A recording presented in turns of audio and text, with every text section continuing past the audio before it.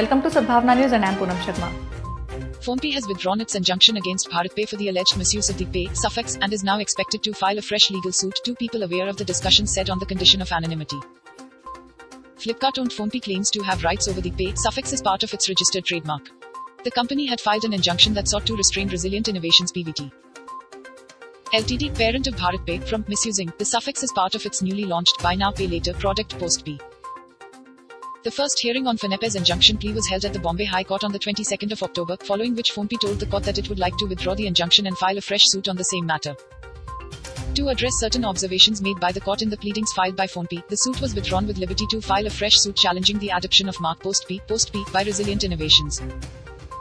Accordingly, while allowing the withdrawal of the suit and keeping the rights and contentions of the parties open, the court granted PhonePe the liberty to file a fresh suit.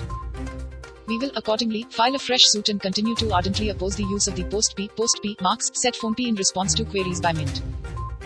This isn't the first legal tussle the two firms have engaged in over the pay suffix. In June, PhonePe withdrew its injunction plea with the Delhi High Court and proceeded with a full trial against BharatPe that very month. The next hearing in the Delhi High Court is expected to be around December, the person cited above said. We do not want to comment on any part of the 22nd of October proceedings in the Bombay High Court that have not been recorded in the order passed. The bottom line remains that PhonePe has withdrawn the suit it filed against our use of PostPe. Needless to say, we will continue to strongly defend any legal action that PhonePe threatens to institute against us, said a BharatPe spokesperson.